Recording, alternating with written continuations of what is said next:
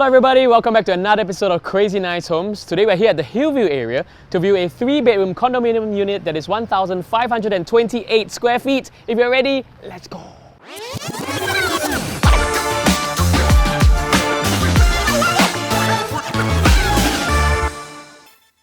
Hey Ma, how are you? I'm good. How have you been? Thanks, I'm good. Alright, thanks for having us in this home. Just came up from this private lift. Sweet, right? Nice home. Looking at this is something that caught my attention as I'm coming in. Stone? Yes, this is stone. Technically, this is stone veneer. Means it's only a few mm thick, unlike a typical stone block. So what it means is that because it's only a few mm thick, it can be used not just on a flat surface like this. We can actually apply it on a curved panel, right? So this gives you a lot more flexibility. Yeah. Come, let's check out the other areas of the house.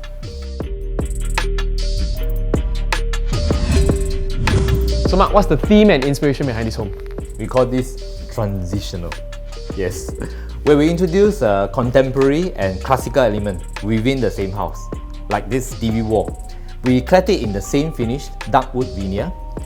But to make it more interesting, to achieve some contrast, right, we actually add a lot of this indirect lighting. As you can see behind the niches, behind the TV wall and on the ceiling itself. You know, looking at the indirect lighting on the ceiling reminds me of I was in a hotel in Krabi and you know they had this indirect lighting hitting up to the ceiling, so it gives me that very homely vibe in a hotel room. So to see in a home now, I really love the touch, right? But I want to ask one question as well, because in most of the homes that we visit, it's usually bare ceiling. But in this case, we have chosen to clad it with the same veneer here as well. This is an area that maybe many designers may have overlooked, because the ceiling is actually a very big area. So in this case, we clad it in wood. It creates a very cozy environment, cozy feel, and in fact, it creates a connection to the TV wall. And you have the indirect lighting hitting up as well.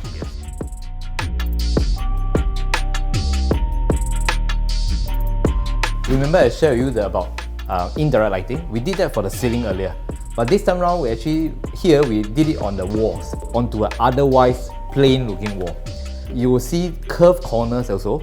In fact, these curved corners are used to accentuate the entry point to the 3 different rooms, which is not typical. You probably noticed the layout is not typical of a condo. We did a massive remodeling of this whole entire space. Okay, yeah, I noticed you have a pillar here. So what do you guys do here? This was actually a bedroom. We hacked away the 2 walls to make the whole living room much bigger. In fact, rooms were also remodeled. We brought the entrance of all the rooms forward so that you'll notice later you'll be greeted by a more so-called grand entry walkway to the room. Okay, let's start off with the very first room. Oh yeah, I'm excited to see. Let's see. Son's room. Okay. Yeah. Okay, you have the room's so small. No lah. This is actually the entry, a foyer space to the common toilet.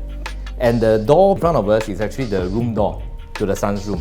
So which means if there's no guest, the son can just close this sliding door and open that door and make this like an ensuite toilet.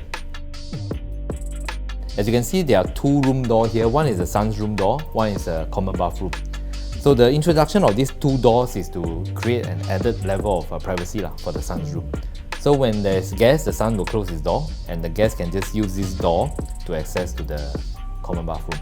So if not, once this door is closed, this bathroom will act like an ensuite bath for the son's room. So there's some wardrobes here as well? Yeah. In fact, we use this wardrobe to divide between the son's room and the master bedroom. Yeah, let's take a look at the master bedroom. Okay. Yeah. Wow, what a long walkway. Super long, right? Yeah. Because we shifted the room door forward to create a very long, luxurious, welcoming entrance to the master bedroom. In fact, it was flanked by on the left the mirror, on the right many doors wardrobe. Interesting you say luxurious because it feels like a luxurious show flat in this master bedroom. In fact, for show flat, you'll notice that there's no bare walls. It's either clad in laminate panels or wallpaper, which is what we did over here. We actually used textured wallpaper for the bed here as well. Yeah, in fact, there's a very big surprise in the master bathroom. Okay. Let's take a look. I love surprises. Let's see. Well, Mark, this is the first time that I'm seeing 2 toilet bowls in the same toilet. Guess which is his and which is hers? I guess the man is on the left because the women are always right. I think we shall stop at that. For obvious. yeah, let's do that.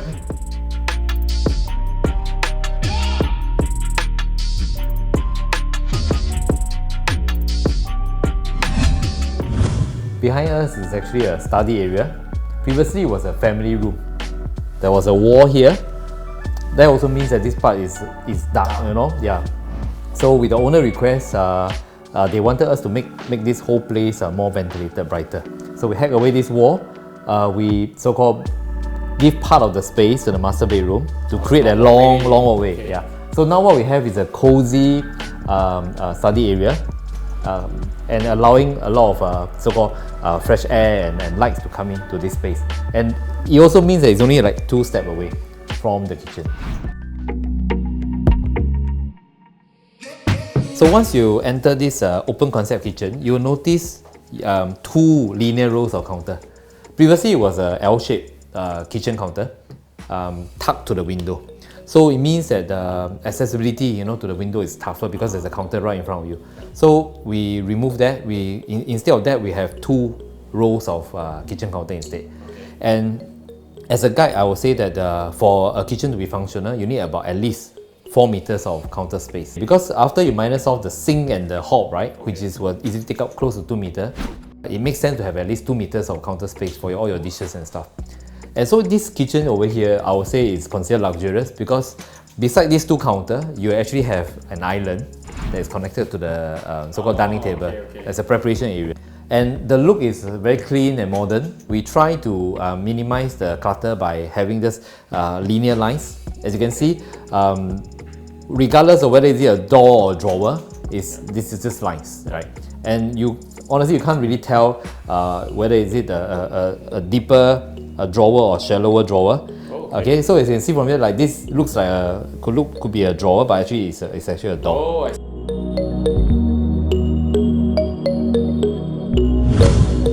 so Mark, how much did it cost to do up this crazy nice home? The owner invested 250,000 for this total makeover. So being the designer of this house, which is your favorite part of this home? It has to be this entrance. That I gotta say I agree. As I was coming in, like wow, you know, like what a grand entrance, right? Yeah. But so let us know which part of the home that you like best. Remember to like this video, subscribe to this channel, and click here for more crazy nice homes. We hope to see all of you next time. Bye bye.